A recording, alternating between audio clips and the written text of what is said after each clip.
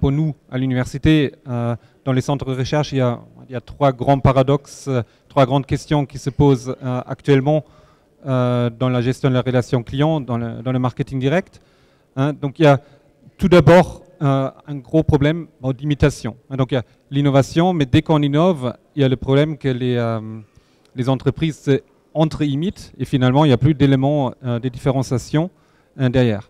Effectivement, on peut aujourd'hui, notamment dans le digital, mesurer ce qui se passe chez nos clients, mais aussi chez nos prospects, leur comportement email, leur comportement navigationnel.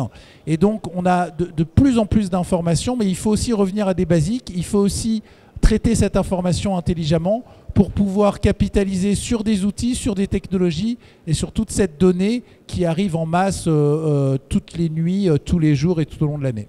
Il y a une fracture digitale, mais une fracture à la fois entre les marketeurs qui, en principe, sont un petit peu en haut de la vague, dans la modernité, et ensuite dans l'entreprise, et les entreprises étant plus ou moins évoluées dans ce sens du progrès. Alors, moi, j'ai voulu comprendre un petit peu ce qui se passait, pourquoi les gens ont tendance à utiliser les solutions d'hier pour résoudre les problèmes d'aujourd'hui.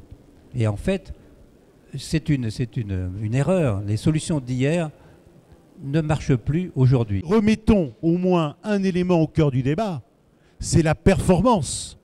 La performance aujourd'hui des vecteurs entre eux et l'efficacité qui permettra de donner l'envie aux grands donneurs d'ordre et aux annonceurs d'investir et par conséquent d'utiliser ces modèles. Mais soyons souples, soyons agiles, soyons mobiles, attention à ce syndrome, ne l'oublions jamais. 10 ans après, le syndrome est encore là et les dirigeants d'entreprise n'ont pas tant changé en 10 ans. L'idée et la logique aujourd'hui, c'est d'essayer le plus possible d'identifier ces axes de performance, voire de rémunérer certains prestataires partiellement à la performance et donc de les impliquer dans la réussite du projet. Et donc, c'est ce que je vois, moi, au quotidien avec tous les acteurs du marketing direct ou digital avec lesquels je travaille, qui ont envie, surtout en ces temps de crise, de démontrer la performance des investissements, voire même d'être rémunérés partiellement sur l'efficacité, l'efficience des différents investissements. Objectivement, bien sûr, les technologies, pour revenir à la question que vous posiez tout à l'heure, sont assez fantastiques et ça nous permet d'avoir des effets de levier sur beaucoup de choses et une bien meilleure connaissance du comportement du consommateur. Mais je pense qu'il faut revenir au basique. Et effectivement, c'est le client.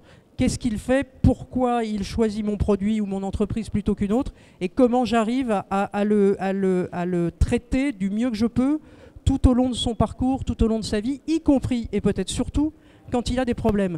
Aujourd'hui, le consommateur, il n'a pas envie d'être traité en silo, il a envie qu'on le suive de bout en bout de son expérience. Et donc, finalement, les internautes ne vont pas vous attendre longtemps. Donc on n'est plus dans une logique où c'est la marque qui décide, c'est maintenant le consommateur qui a une voix éclairée et qui va se fédérer pour apporter une puissance et donc faire en sorte que la marque évolue.